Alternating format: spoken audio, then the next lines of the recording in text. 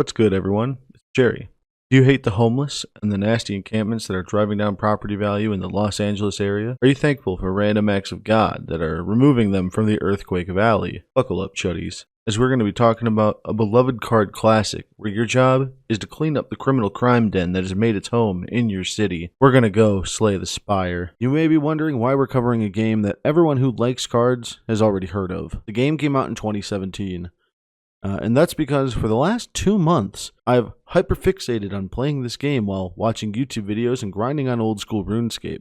Just like a swarthoid crossing the Mediterranean, this game has rocked my shit both physically and metaphorically, as I'm not going to go further into why there are brown stains on my gaming chair. I also figured that with the trailer at the Game Awards, it's my moral obligation as one of the oldest Zoomers to scream into the void to let other like-minded cretins know that they should play this game before we come back for the aptly named Slay the Spire 2 Electric Boogaloo. The game has a story, I think. I wouldn't know. I'm too noited out half the time I play this game, and I smash the keyboard like a bloody ape. What I do know is that the game has a pretty simple premise. We start off as a bloodthirsty warrior ready to climb the spire and beat anything in our path until we get to the top. Pretty simple, right? Wrong. As it turns out, the spire is like a refugee camp, full of young scholars, future doctors, and sultry women alongside their wildlife ready to culturally enrich and educate our hero. The run itself, we start every run at the Big Blue Whale. His name is Neo. Neo is God, and simultaneously isn't at the same time. There's some flavor text here and there that hints that we're just pawns in his selfish game, but we don't really care about that part. What we do care about is the fact that he gives us a starting buff. This changes every run, and most of the time it's pretty helpful. He has a special buff that you can only get by being fucking terrible at the game. This option allows you to set the HP of enemies in the first 3 fights to 1. Always take this if it's offered. You can normally get a free relic or good card out of this option. Now that we've started a run, I hope you were taught how to read a map. You're going to need to learn today. We're going to go from bottom to top, and you're going to pick a starting point and then just follow the little dots. Your first couple runs are just going to be you winging it until you hit the boss. If you're like me, all of your runs are going to be winging it until you hit the boss, and you won't really know what's good for you. Along the way, you're going to have different stops, and these come as either events, fights, shops, rests, or history's mysteries. Events are scripted moments that can be anywhere from run defining to run destroying. Fights are the most common spots on the map, and they're straightforward, you versus the monsters. Shops are where the local happy merchant will receive your precious shekels. He surprisingly always has something for discount, unlike his real-life counterpart, and if he doesn't, you can always liposuction your dick a bit by getting rid of some of them shit cards. Mysteries are a mystery, and they're solved by Mike Tyson or by face-checking and seeing which one of the other categories you're going to get. Now that you're aware of what you're going to see, I need to tell you young chuds that a run of the Spire is a lot like traveling to the Big Apple. You basically start off in the slums of Jersey before making your way to the merchant tunnels in the heart of the city. As you get deeper in, the worse the denizens become. A lowly mugger on floor 1 quickly becomes a crime boss on floor 2, culminates in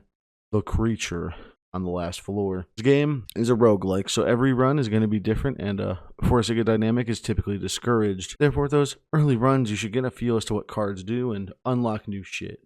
If you can't be bothered to learn, you can do what I do and go ahead and look at the wiki to sort of get the gist of it, but still don't really understand it. If you still can't learn from that, here's what I like to do.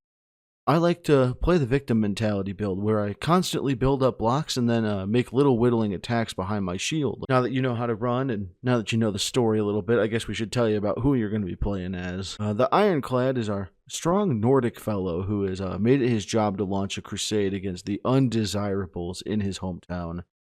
His deck builds typically focus around sacrificing HP to extend his turn and do extra damage, or a mix of both. His starting relic allows him to heal himself at the end of every fight, and this leads to bad habits out of new players. The other way that people typically play the Ironclad is stacking blocks and using barricades to body slam opponents once you've maxed out your block to hit like a sumo wrestler. Next up on the roster is the Gypsy Woman, the Silent.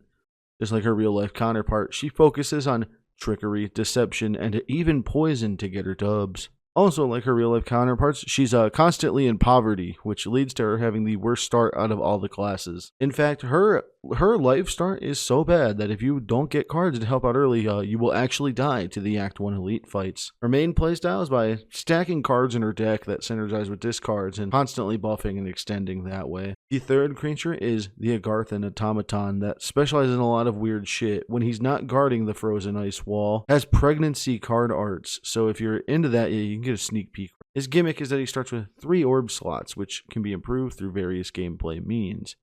With these orbs, you can channel different orbs, with lightning doing damage, void building up damage, ice generate block, and plasma generates energy. Orbs are a ton of fun. Last but not least, we have the Wandering Monk. This ape is fucking disgusting. It doesn't wash its hands. It doesn't wipe its ass.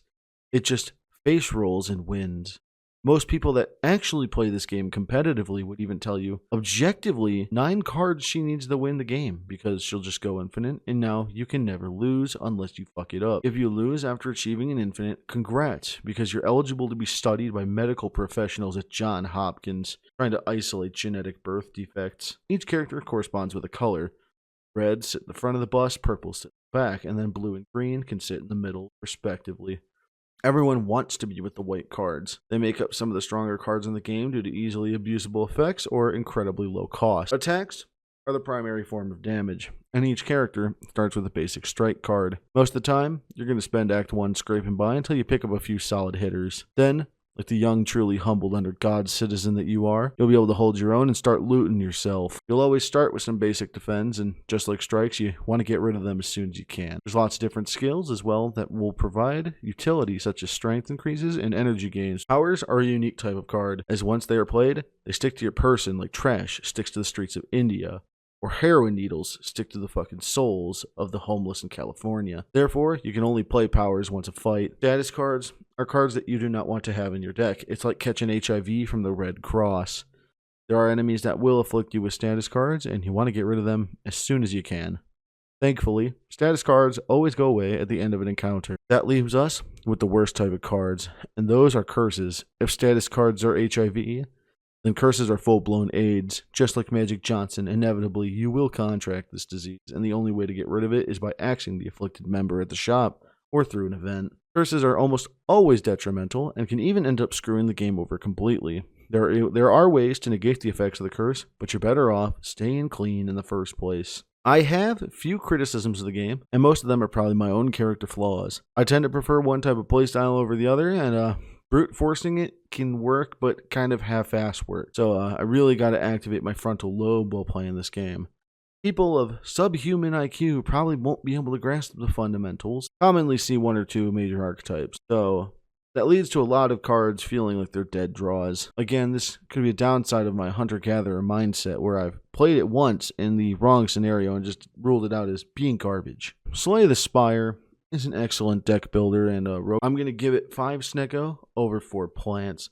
If it's on sale, grab it and waste your weekend. With a sequel right around the corner and the devs ass blasting the Unity decisions, you know that something to heat cooked in their kitchen. As always, more content to come. To stay invested by liking the video and subscribing. I do stream on Twitch/YouTube, and I have socials that I neglect in the description down below.